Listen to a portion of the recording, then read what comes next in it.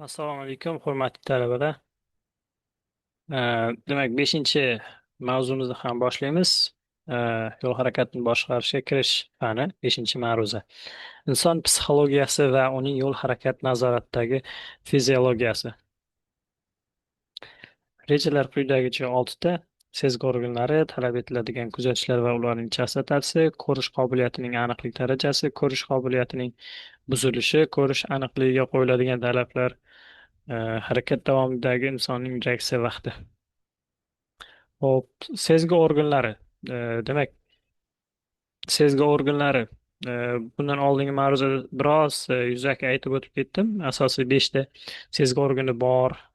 Demak, bular nima uchun kerak va nega biz insonlarni psixologiyasi, xulq-atvori, sezgi organlari haqida to'xtalyapmiz? Chunki biz harakat ishtirokchisi sifatida, demak, yo'l harakatida biz bevosita ishtirok etamiz. Piyoda ko'rinishda, haydovchi ko'rinishda, yo'lovchi ko'rinishda ishtirok etamiz.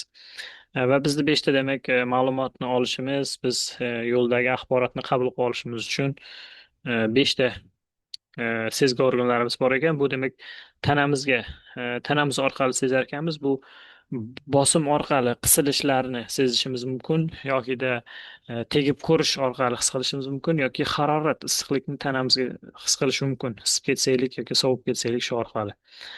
E, Keyingisi ta'm bilish orqali, demak tilimiz orqali ta'm bilib sezishimiz mumkin. Ko'zimiz orqali, demak yorug'likdan qabul qilinayotgan nurlar orqali demak ma'lumotlarni olamiz. Quloqlarimiz demak eshitish orqali yokida balans tovushlar orqali, demak qulog'imiz eshitish orqali ham sezamiz va xulosaga kelamiz. Burnimiz demak hid bilish orqali, bu beshinchi sezgi organimiz. Ho'p, bular nimaga kerak edi? Oddiy misol keltirib o'tib ketaman. Oddiy mashinada agar biror joyda simlar demak qisqa tutashuv yuzaga kelib qanaqadir hid chiqayotgan bo'lsa, buni hid bilish orqali bilishingiz mumkin. Yoki transport vositasini ichi me'yordan ortiq isib ketayotgan bo'lsa, haroratni sezib bilishingiz mumkin. Ushlab ko'rganingizda dvigatel mashinaning qaysidir bir qismlarini, jihozlarini, torpedalarini ushlab ko'rib ham, demak malakali haydovchilar issiq ketgan joyini ham topib, muammoni oldini olib qolishi mumkin. Avariya yo'l transport hodisasini oldini olishi mumkin bu holatda ham. Э, э, Yana qanaqa holatlar? Ko'z va eshitish bu shundoq ham demak shovqindan ham malakali haydovchilar misol keltirishi mumkin.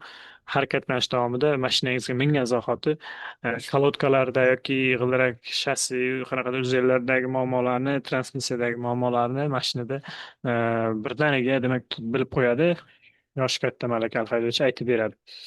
Xuddi shunday demak sezgi organlari muhim harakat xavfsizligi sohasida, chunki biz bo'lishi mumkin bo'lgan ehtimoliy yo'l transport hodisasini oldini olib qolish imkonimiz bor mana shu sezgi organlar orqali. Hop, ko'rish qobiliyati, atrof muhit, harakat, nazorat signallarini o'z ichiga oladi. Eshitish qobiliyati demak transport vositalariga yaqinlashish orqali shovqinini, ularni ovozini eshitish orqali va ogohlantiruvchi signallarni. Yo'lda chorrahada ketyapmiz, tasavvur qiling. Piyoda ko'rinishda siz agar yo'l harakatida ishtirokchisi bo'lsangiz, signallar orqali demak yo'lni yopilayotganligi yoki harakatingizni cheklanayotganligini sezasiz. Va hokazo. Hop. E, Qaytarmoqchiman, mana bu yerda tebranish, sun'iy noravonliklar deyapti. Bu demak balansni tanangiz sezish orqali tebranishlar, vibratsiya bo'layotsa, transport vositasini qayerdadir balkim g'ildiragi chiqib ketadir qanchadir vaqtdan keyin buni sezishingiz mumkin o'sha silkinishlar, tebranishlar orqali. Shuning uchun ham bu hissiy sezgilar muhim ekan. Hop. Biz kuzatishimiz kerak bo'lgan narsa demak uchta anaqaga bo'lib oladigan bo'lsak, avtomobil yo'li, boshqa yo'l foydalanuvchilari, nazorat, ya'ni avtomobil yo'liga tegishli bo'lganda yo'l qoplama ustida turish, mumkin bo'lgan to'siqlarni sezishimiz sezamiz odatda va shu orqali demak tashkil etilgan yo'l harakatiga amal qilamiz piyoda ko'rinishda yoki yo'lovchi ko'rinishda. Boshqa yo'l foydalanuvchilari, piyodalar, velosipedchilar, transport vositalari, boshqalarning tezligi, yo'nalish masofasi, niyatlari deganda shunday narsa ingliz tilida intention niyatlari deb yozdik. Ya'ni xohishlari, nimani xohlayotganliklari boshqa yo'l transport foydalanuvchilarni. Ya'ni bu ko'rish, xoh eshitish orqali bo'lsin, oddiy Svetoforga kelib siz qizilga to'xtadingiz, orqangizdagi mashina yoki o'ngga o'tib ketmoqchi yoki chapga burilmoqchi, balkim shoshib turgandir, signal chaldi yoki tez tibbiy yordam signal chaldi, sirenani yoqdi. Siz eshitish orqali, ko'rish orqali axborotni qabul qilasiz va haydovchi sifatida yo'lni bo'shatib berasiz, nimadir chora ko'rasiz. Shunaqa qilib harakat xavfsizligi demak mikro ko'rinishda, kichik ko'rinishda tashkil etiladi. Hop, talab etiladigan kuzatishlar va ularning chastotasi bir eksperiment sifatida o'rganib chiqilganda harakat jarayonida hodisalar va haydovchilarning kuzatishlari shunaqa bo'lganki, miqdor 5 ta avariya yo'l transport hodisa bo'lgan, vaqt 1 sekund ketgan, haydovchilarning kuzatilganda demak ikkitasida shunaqa o'rganilgan, miqdor demak 300 ta, 120 ta bo'lgan, masofa 1 kilometr oraliqda masofa olingan, o'rtacha tezlik 60 km/soat tezlikda olingan. Ya'ni bu yerda zich harakat bo'lib turgan paytda o'rganib chiqilgan. Shu ma'lumot berilyapti. Hop, ko'rish qobiliyatining aniqlik darajasi, demak, ko'rish qobiliyatining aniqlik darajasi, demak, e, ingliz tilida visual acuity deyilar ekan, qisqa qilib visus, ya'ni visus shunaqa so'z, uni tarjima qila olmasangiz kerak. Ya'ni haligi atamali fanga oid atama bu. Bu inson ko'zi ikki nuqtani bir-biriga qancha kichik burchak masofasida alohida ajrata olish qobiliyati, ya'ni atrof muhitni o'qiy olamiz. Mana shu visusni qanaqa holatda ekanligi, bizni fiziologik sog'lig'imiz qanday bo'lsa, shundan kelib chiqib. Yo'l harakati xavfsizligida juda muhim hisoblanadi, sababi haydovchi transport vositasini haydayotganda atrofdagi axborotni, ma'lumotlarni ko'ra olishi mana shunga bog'liq bo'ladi, ko'rish qobiliyatiga. Hop, va bu og'ish burchagiga qarab, demak, ko'rish yaxshi yomonligi tekshiriladi, nazorat qilinadi. Ko'rish qobiliyatining aniqlik darajasiga keladigan bo'lsak, demak, 104 gradusgacha, demak, o'ng tomondagiga qarang, o'ng tomondagi rasmga 104 gradusgacha bo'lgan atrofni ko'ra olasiz. Agar 35 km/soat tezlikda harakatlansangiz, atrofni o'qiy olasiz va nimadir sodir bo'lsa, yo'lda falokat bo'lsa, siz oldin olib qola olasiz yo'l transport hodisasini. Xulosa hosil qilib, chora ko'ra olasiz. Qochib qolishingiz mumkin yoki to'xtashingiz, aylanib o'tishingiz mumkin to'siqni. 70 km, 65 km/soat tezlikda harakatlansangiz, 70 gradusni ko'ra olar ekansiz. Va 40 gradusga tushib qoladi ko'rishingiz, ya'ni torayib ketadi. Agar siz 100 km/soat tezlikda harakatlansangiz. Undan ham katta tezlikda harakatlansangiz, demak qisqarib boraverar ekan o'sha ko'rish masofangiz, gradusi. Hop, chap tomonga qaraydigan bo'lsaylik, siz ko'rishingiz kerak bo'lgan, talab qilinadigan 180 gradus o'zi biz yang chapga o'ngga qarab ham ma'lumot olamiz. 180 holati demak kerakli bo'ladi oldinga qarab harakatlanayotgan paytimiz haydovchi sifatida. Hop, o'shanda visus degani agar 0,5 dan katta bo'ladigan, 0,5 bo'ladigan yoki undan katta bo'ladigan bo'lsa, 10 gradusga to'g'ri kelar ekan. Bu juda ham kichik ko'rinish, 10 gradus bu juda ham kichik. To'g'ri yo'lning o'zi desak ham bo'ladi. Tasavvur qiling, mashinada ketyapsiz, yo'lning o'rtasi faqat shu polosani o'zini ko'rish mumkin 10 gradus deganda. Faqat o'sha nuqtani ola oladi ko'zi degani. Shu ma'lumotni ola oladi. Bu 0,5 bo'lsa, hozir bir ikkita ko'rsatkichlarni ko'rsataman.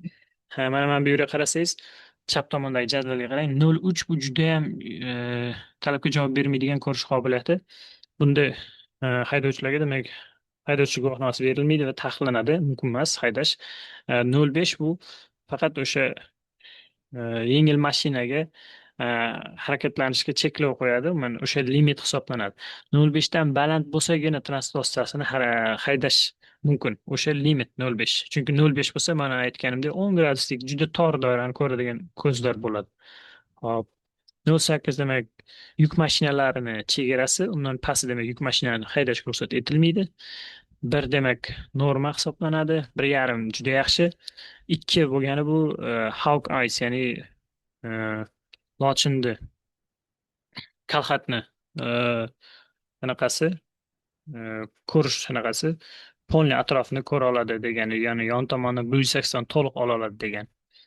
Hop, o'sha visus qiymatlari yana berilyapti. Mana bu yerda shu men aytgan gaplarni yana bir ma'lumotlar berib qo'yapti.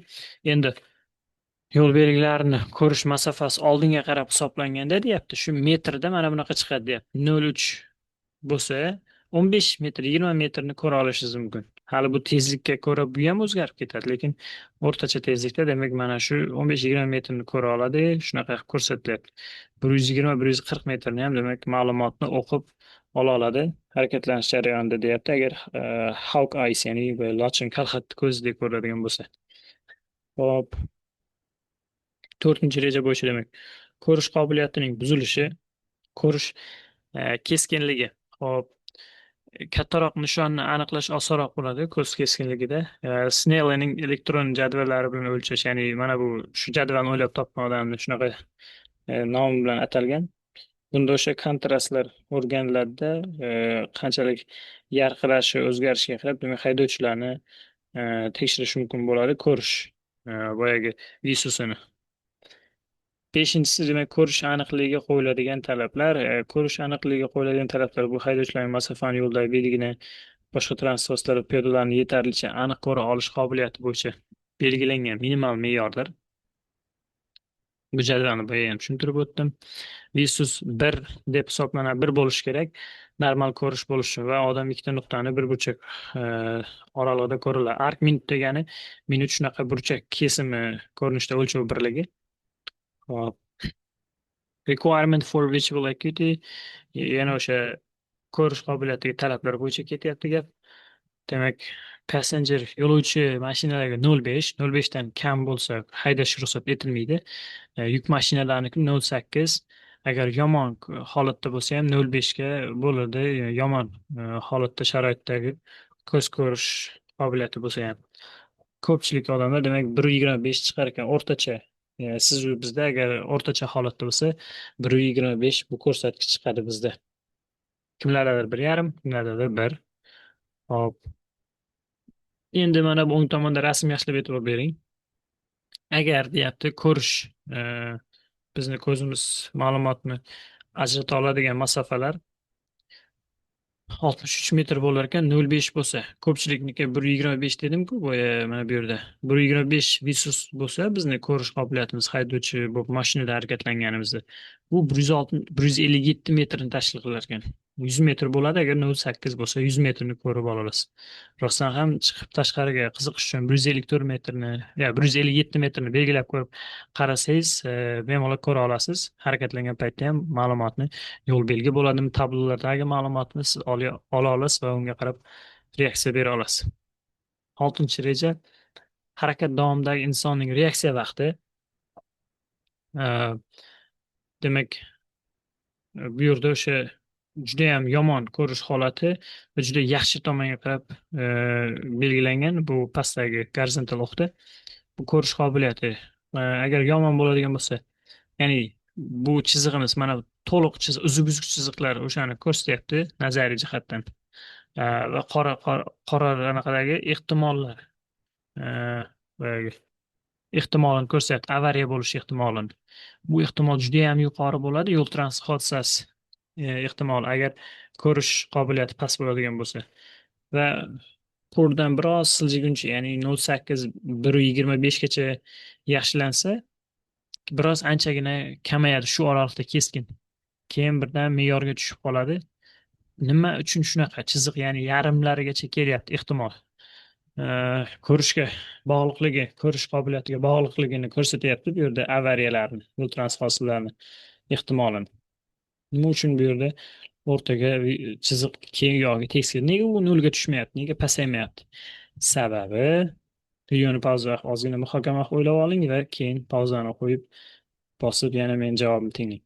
Sababi avariya bo'lish riski, ya'ni xavf xatari 100% ko'rish bilan bitmaydi. Ya'ni biz burgut ko'z bo'lgan taqdirimizda ham boshqa juda ko'p omillar bor, ularni oldini olib qola olmaymiz.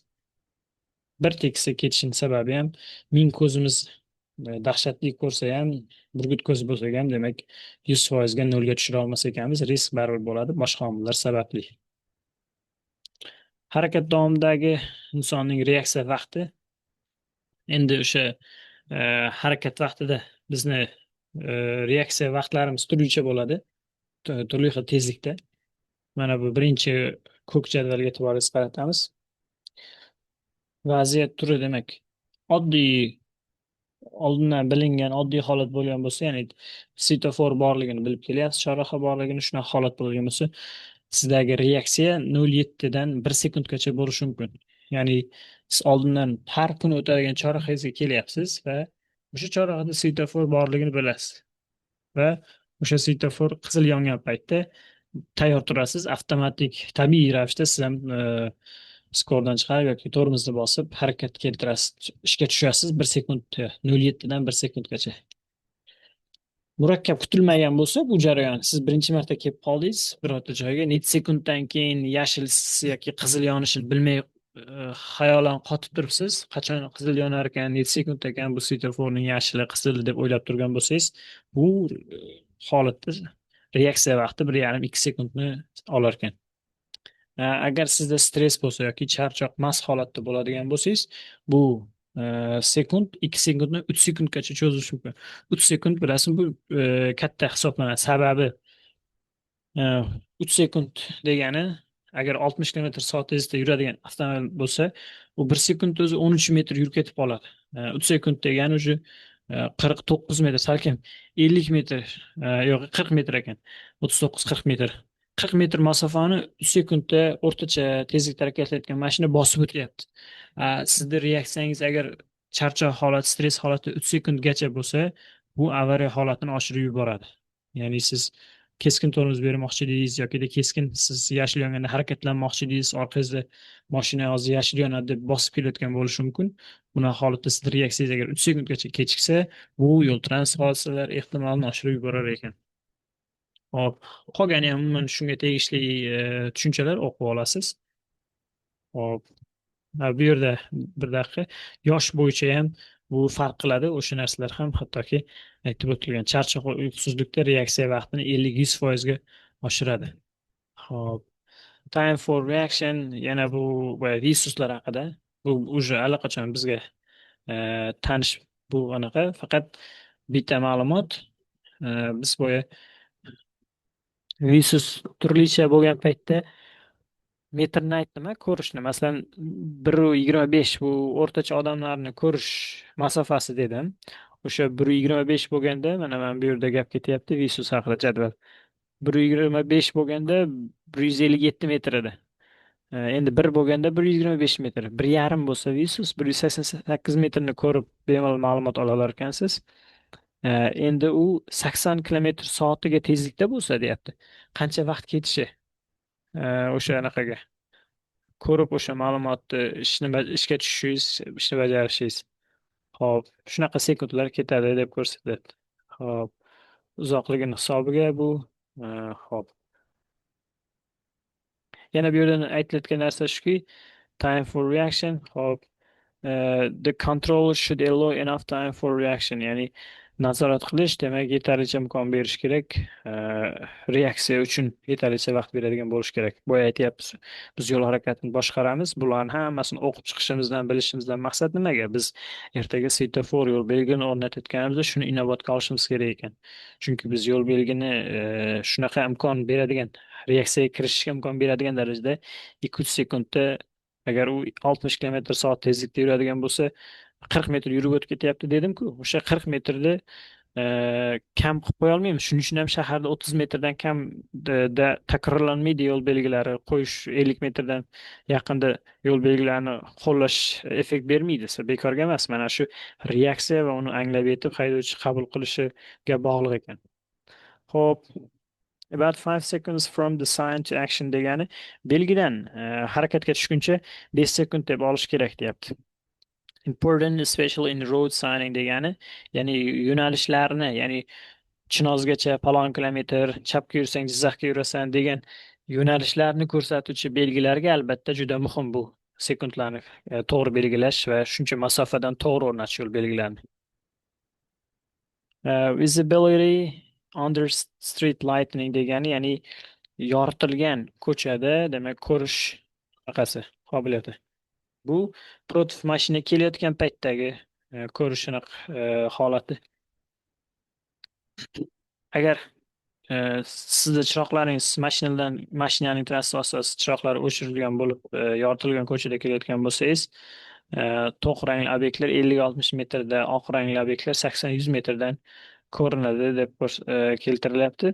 Svetofor belgisi yoki reflektorlar 150-200 metrdan, demak, tiniq ko'rinadi. Tiniq ko'rinadi. Hop.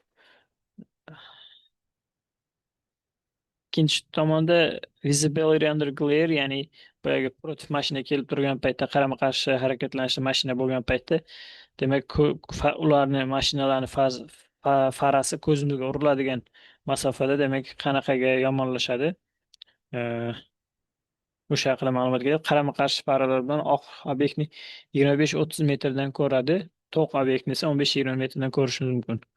Ya'niki qarama qarshi mashina harakatlanib ketganda sizda ham bo'lgan bo'lsa kerak, yo'lda mashina kechasi haydayotgan bo'lsangiz ko'rmay qolasiz to'g'ridagi yo'lingizda nima borligini. Haqiqatdan ham bu shu ko'rsatilgandek 15-20 metr, 30 metrga qisqarib ketadi va birdaniga mashina o'tgandan keyin shoshib qolasiz agar yo'lingizga qanaqadir kuchuk yoki hayvon chiqib qolsa, nimadir yo'l to'siq chiqib qolsa. Qisqacha mavzu shulardan iborat edi. Topshiriqlarni doimgidek bajarasiz, o'qib izlanib, ko'proq slayddan foydalaning. Translatordan olib ingliz tilidagi jadvallar chiqib qolsa, foydalanib o'rganishingiz kerak bo'ladi. Darsimiz tushunarli bo'lgan bo'lsa, shu yerda xayrlashamiz. Xayr, salomat bo'ling.